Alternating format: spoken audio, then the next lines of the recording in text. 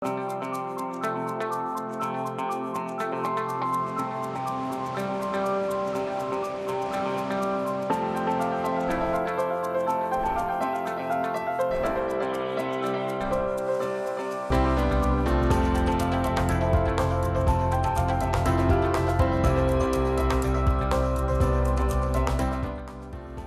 afternoon. Thanks for joining us. Across the Fence, I'm Fran Stoddard.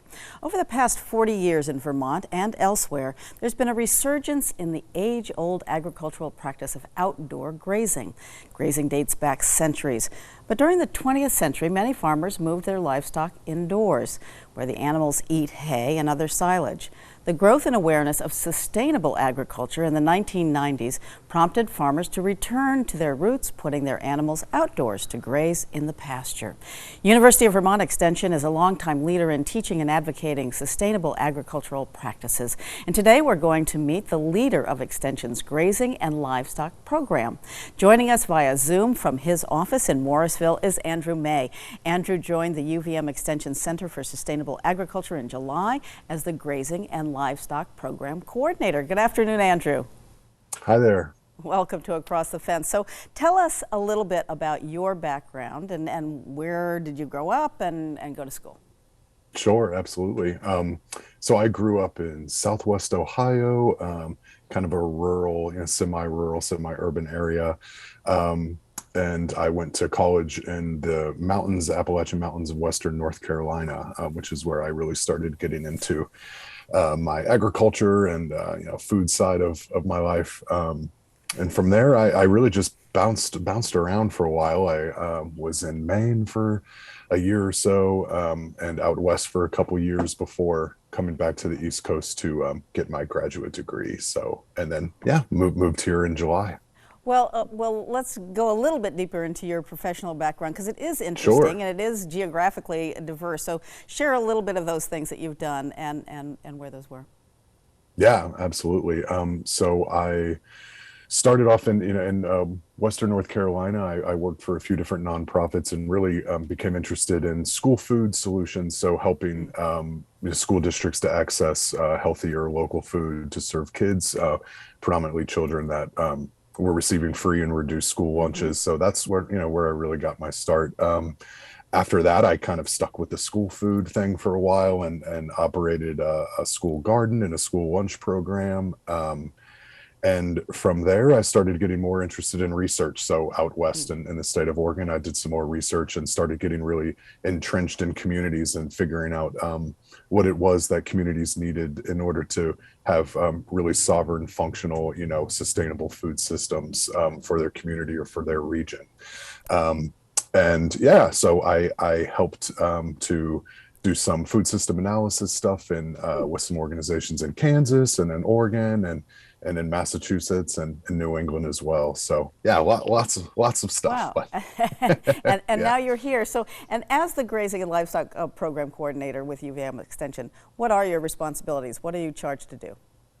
Yeah, well, my main responsibility is to be a point of contact for grazing programming at Extension. So I wouldn't necessarily consider myself the leader of the program, just more, so one of the catalysts, and a point of contact. So I meet with and connect with and learn from organizational partners across the state, who are working on grazing related topics. So folks at the state level at the Agency of Ag, great connections with folks in the Department of Environmental Conservation and folks at the federal level and of course all of the really fantastic nonprofits throughout Vermont. So yeah, I help to coordinate research for faculty at UVM, facilitate meetings and strategic planning for the staff and just kind of drive the program forward. Right, and research is so important to really know where we're going to next. But so why UVM Extension? Why did you want to be here and are you familiar with Vermont? Absolutely, yes. So I, like many people, I took trips to Vermont when I was younger and obviously fell in love. What's not to love? It's easy to do.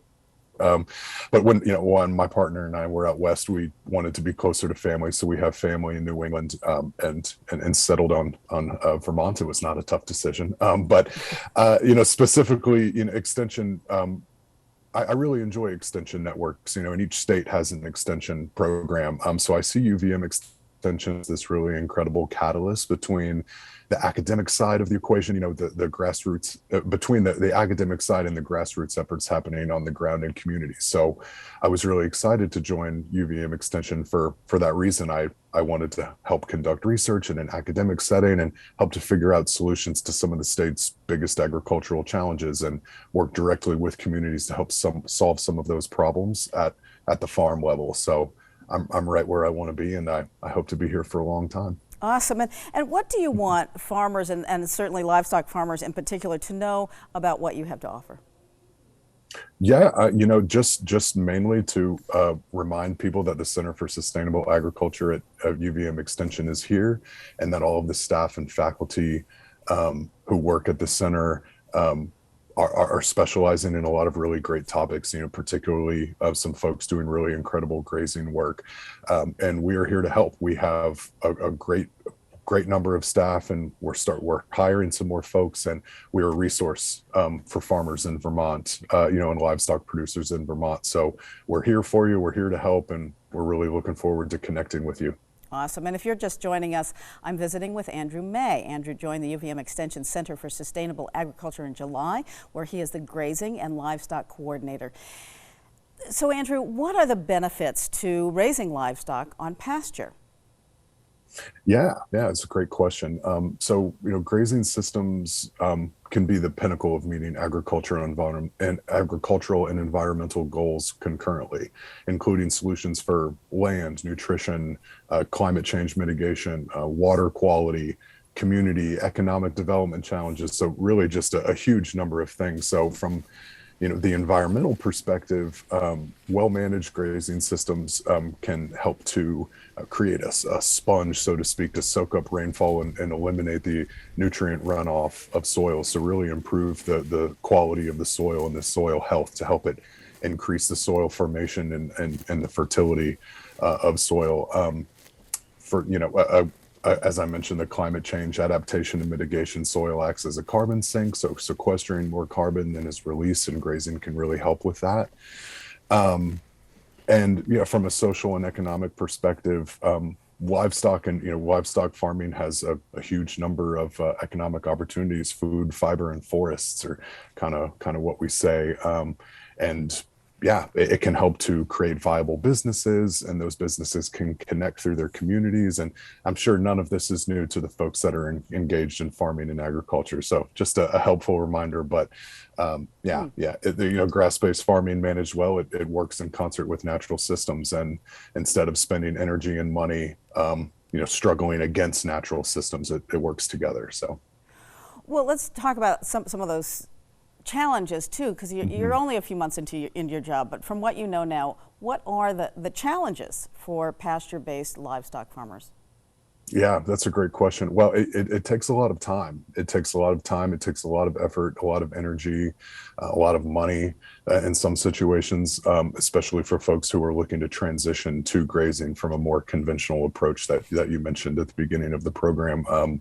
So there has to be a commitment from a producer, but also just the basic essentials like having the land to graze in the first place can be a challenge for a lot of folks, especially when land prices are so expensive and raising, continuing to become really expensive. So that's a huge issue, is land access.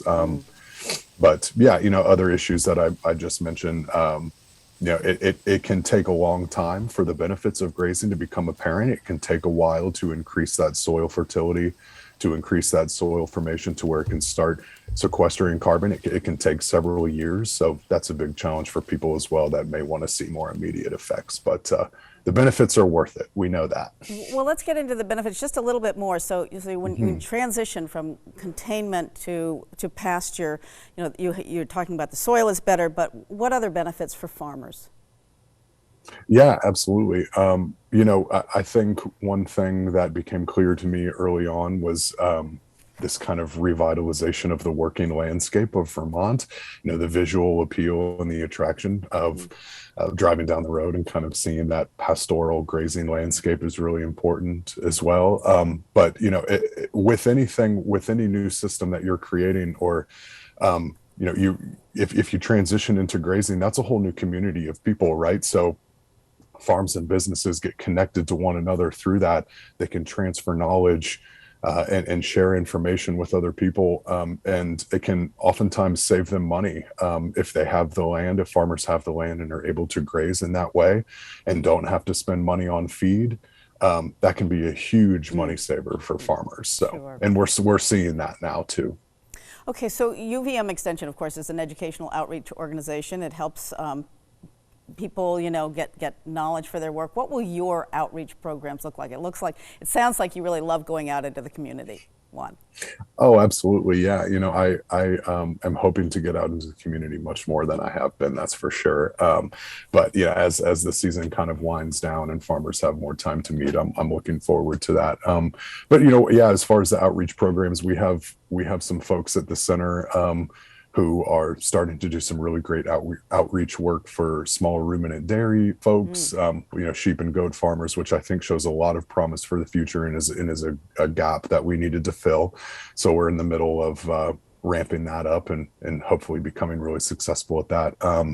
But we're also starting to work towards an outreach initiative for targeting new, young, and beginning farmers that are interested in getting started in grazing or transitioning to grazing. So yeah, the Center for Sustainable Ag, I think, has a lot of really great outreach programs on the horizon. Fantastic. And one of the largest grass-based farming events is the annual Grazing Conference.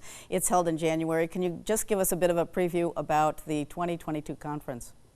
Absolutely. Yeah. It's the 26th annual Vermont Grazing and Livestock Conference. The title of the conference this year is Grazing as the Roots of a Thriving Community and Healthy World. So it's, as you said, it'll be held in January on the 20th, 21st, and 22nd. And it'll be virtual, so more people can access it. But yeah, the Vermont Grass Farmers Association is the co-host along with the Center for Sustainable Ag. And the conference is really fantastic. It brings together experience in new farmers, lenders, service providers, and non-farmers seeking to learn about ways to align with and support well-managed pastured livestock production. Fantastic. So yeah. Andrew, and for more information, just want to get this out about Grazing and Livestock Program at UVM, or to learn more about the upcoming Grazing Conference, you can check the website on your screen, or you can email Andrew. He's at andrew.may@uvm.edu. Andrew, thank you so much for joining us today, and good luck to you in this new position. Thank you so much. Yeah. And thank you for joining us across the fence. I'm Fran Stoddard. Stay well.